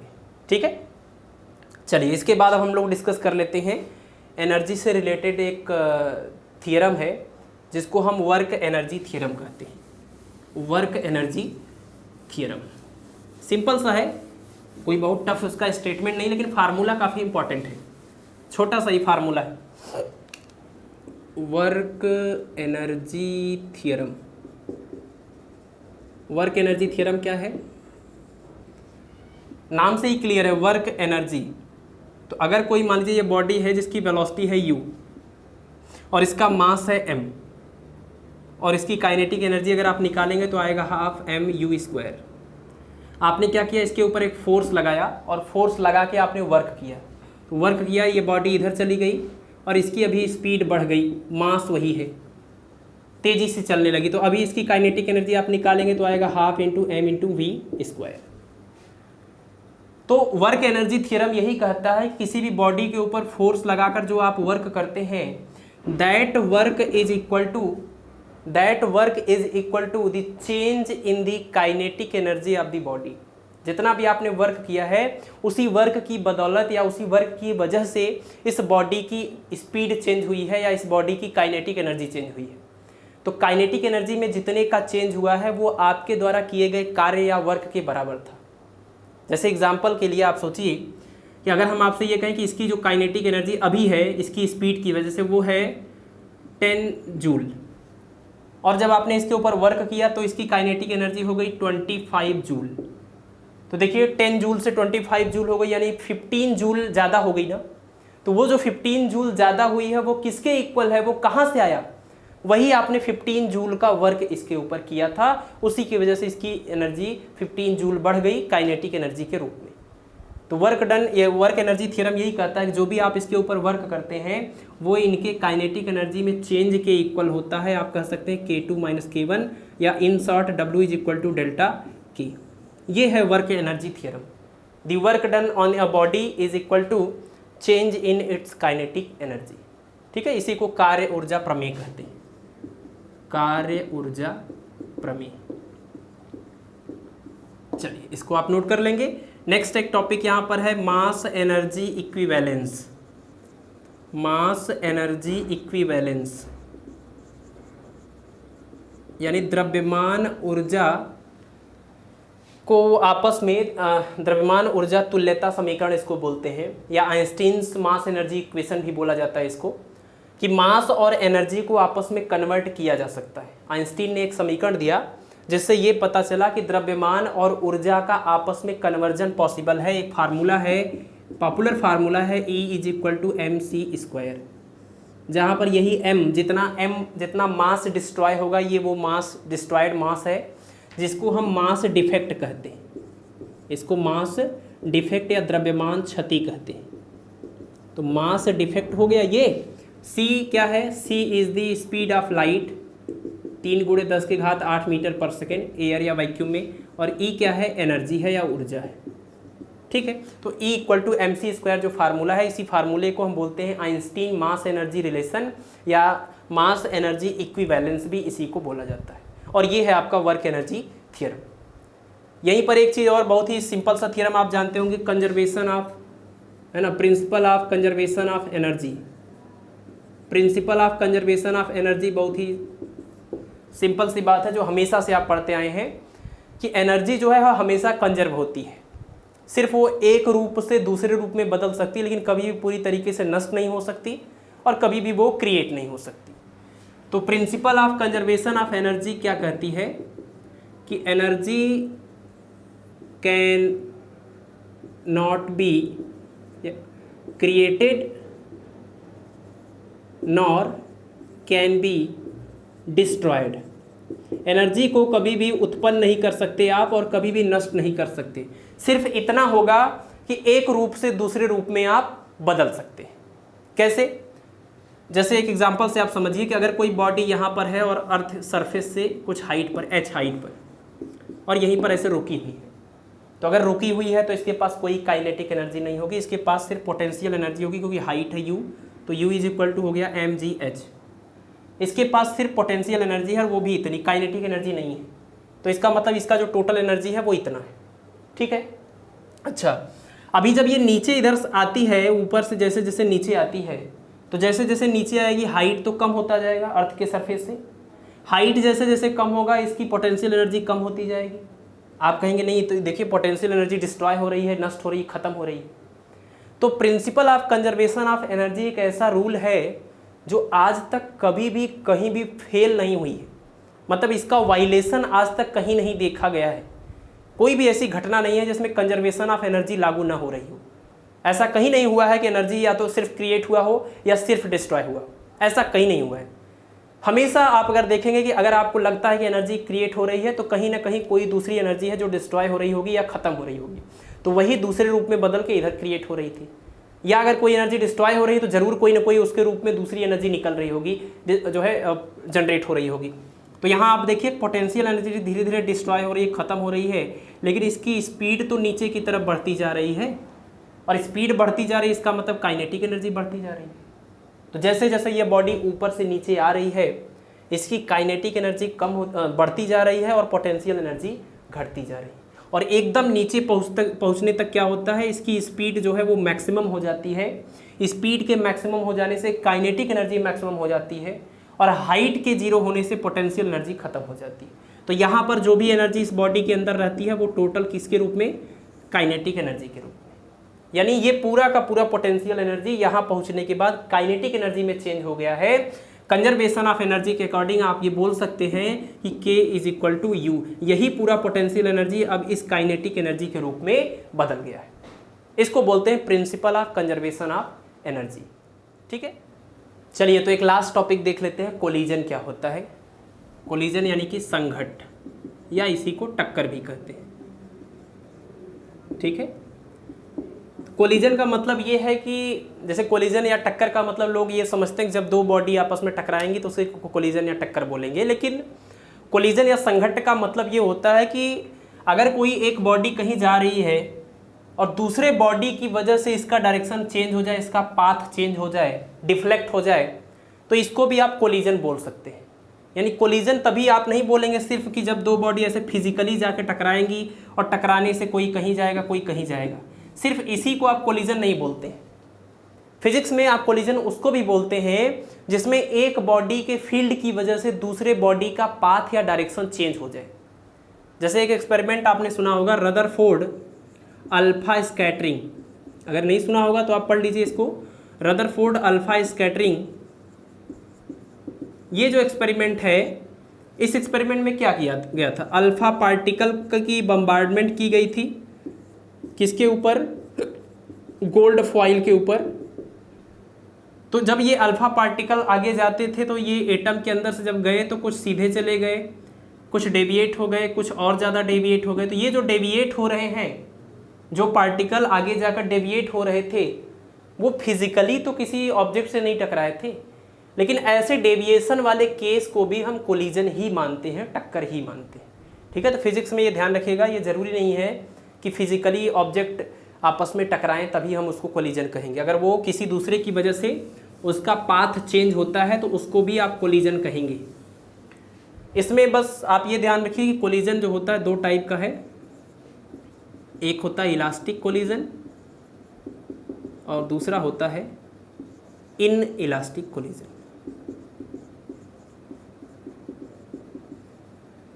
इलास्टिक कोलिजन वो होता है जिसमें kinetic energy and momentum, linear momentum, ये दोनों कंजर्व रहते हैं। और इन इलास्टिक उसको बोलते हैं जिसमें मोमेंटम तो कंजर्व रहता है, मोमेंटम तो कंजर्व रहता है लेकिन काइनेटिक एनर्जी कंजर्व नहीं रहती। तो इलास्टिक कोलिजन का मतलब जिसमें काइनेटिक एनर्जी और लीनियर मोमेंटम दोनों कंजर्व रहता है, और इन इलास्टिक कोलिजन का मतलब जिसमें लीनियर मोमेंटम कंजर्व रहता है लेकिन काइनेटिक एनर्जी कंजर्व नहीं रहती। ठीक है, और इसी में एक चीज़ और आता है कि परफेक्टली इन इलास्टिक किसको बोलेंगे, तो परफेक्टली इन इलास्टिक बोलते हैं उसको, परफेक्टली इन इलास्टिक उसको बोलते हैं जिसमें दो बॉडी टकराने के बाद आपस में चिपक जाती हैं, एक हो जाती हैं और एक साथ चलने लगती हैं। तो ऐसे कोलिजन को हम परफेक्टली इन इलास्टिक कोलिजन बोलते हैं। ठीक, तो इलास्टिक और इन इलास्टिक कोलिजन की आप ये डिफिनीशन याद रखिएगा। तो अगर कोई कोलिजन इलास्टिक कोलिजन होगा तो आप उसमें काइनेटिक एनर्जी को भी, मतलब इनिशियल और फाइनल काइनेटिक एनर्जी को इक्वल कर देंगे और इनिशियल और फाइनल लीनियर मोमेंटम को भी इक्वल कर देंगे। अगर वो इन इलास्टिक कोलिजन है तो सिर्फ आप यही यूज़ कर सकते हैं कि initial linear momentum is equal to final linear momentum के। ठीक है, यहाँ पर एक चीज़ होता है जिसको हम बोलते हैं, एक लास्ट टर्म है, इसको बोलते हैं coefficient of restitution. Coefficient of restitution small E से एक्सप्रेस करते हैं, that is equal to V2 minus V1 upon U1 minus U2। इसको बोलते हैं velocity of separation upon velocity of approach, velocity of separation और अपान में velocity of approach. ये V1, V2, U1 और U2 क्या है, तो मान लीजिए ये कोई बॉडी है, ये कोई बॉडी है, U1 और U2 वेलोसिटी से चल रहे थे, दोनों आपस में जाके कोलाइड हो गए, टकरा गए, और टकराने के बाद दोनों की वेलोसिटी चेंज हो गई। पहले वाले की वेलोसिटी हो गई V1 और दूसरे वाले की वेलोसिटी हो गई V2। तो ऐसे में U1 माइनस U2 जो है वो है वेलोसिटी ऑफ अप्रोच, इनके नज़दीक आने की वेलोसिटी, और V2 माइनस V1 जो है वो उनके आपस में दूर बिछड़ने की जो है वेलोसिटी है, उसको वेलोसिटी ऑफ सेपरेशन कहते हैं। तो वेलोसिटी ऑफ अप्रोच और वेलोसिटी ऑफ सेपरेशन का जो रेशियो है उसको कोफिशिएंट ऑफ रेस्टिट्यूशन कहते हैं। अगर कोई कोलिजन इस तरीके का है, इलास्टिक कोलिजन, तो इसके लिए कोफिशिएंट ऑफ रेस्टिट्यूशन की वैल्यू 1 आती है। तो उसी फार्मूले में जब यहाँ पर 1 रख देंगे तो U1, U2, V1, V2 के बीच का एक रिलेशन आपको मिल जाएगा, और इस पर बेस्ड न्यूमेरिकल पूछे जाते हैं। तो जब हम क्वेश्चन करवाएंगे तो इस टॉपिक के बारे में वहाँ पर भी डिस्कस करेंगे, कैसे इन चीज़ों को आपको क्वेश्चन में यूज करना है, यूटिलाइज करना है कंजर्वेशन के रूल को। ठीक है, थियरी में बहुत ज़्यादा इसीलिए बात नहीं कर रहे हैं, सिर्फ आप ये स्टेटमेंट याद रखिए। इसी स्टेटमेंट का यूज़ करते हुए जब न्यूमेरिकल सॉल्व करेंगे तो आपको ये चीज़ अच्छे से समझ में आ जाएगी, और समझ में आई भी होगी, आसान है ये। हाँ, इन इलास्टिक कोलिजन की अगर हम बात करें या फिर परफेक्टली इन इलास्टिक की बात करें तो इसके लिए कोफिशिएंट ऑफ रेस्टिट्यूशन 0 होता है। तो अगर हम यहाँ पर 0 रख देंगे तो ये पूरा 0 हो जाएगा, V1 is equal to V2 हो जाएगा। ठीक है, और इन इलास्टिक कोलिजन के लिए क्या होता है कि जो E की वैल्यू होती है वो लेस देन 1 और ग्रेटर देन 0। तो coefficient of restitution for elastic, for in elastic और फॉर परफेक्टली इन इलास्टिक आपको याद रखना है। ये 1, ये लेस देन 1, ग्रेटर देन 0 और ये इक्वल टू 0। और परफेक्टली इनइलास्टिक किसको बोलेंगे? जब दोनों बॉडी कोलिजन के बाद मिलकर एक हो जाए, चिपक जाए। और formula v2 minus v1 upon u1 minus u2, ये भी याद रखना है। v2 माइनस v1 को बोलेंगे वेलोसिटी ऑफ सेपरेशन और u1 माइनस u2 को बोलेंगे वेलोसिटी ऑफ अप्रोच। ठीक है, तो इस तरीके से ये चैप्टर आपका कंप्लीट हो गया। वर्क, पावर एंड एनर्जी, हमने वर्क के बारे में डिटेल में बात कर लिया है। फिर पावर छोटा सा टॉपिक था, एनर्जी के तमाम जितने फॉर्म होते हैं, जितनी पोटेंशियल एनर्जी के फार्मूले होते हैं, और इसी वर्क के दौरान एक बहुत ही स्पेशल चीज़ आपने पढ़ा, कंजर्वेटिव, नॉन कंजर्वेटिव और सेंट्रल फोर्सेस के बारे में। और लास्ट में हमने ये थोड़ा सा कोलिजन के बारे में भी पढ़ लिया जो इसी टॉपिक से रिलेट करता है। ठीक है, तो इस तरीके से वर्क, एनर्जी, पावर चैप्टर आपका कंप्लीट हो गया। मुझे उम्मीद है कि ये लेक्चर आपको पसंद आया होगा, मेहनत हमारी बेकार नहीं जाएगी और ये कहीं ना कहीं एक अच्छे परिणाम के रूप में, आपकी सफलता के रूप में एक दिन सामने उभर कर आएगा। तो हम इसी उम्मीद के साथ आज के लेक्चर को ख़त्म करेंगे और मिलेंगे अब आपसे नेक्स्ट लेक्चर में, मैकेनिक्स के लेक्चर नंबर 22 में, इस चैप्टर के प्रीवियस ईयर और इम्पोर्टेंट न्यूमेरिकल के साथ। तब तक आप लोग पढ़ाई करते रहिए और स्वास्थ्य का ध्यान रखिए। धन्यवाद।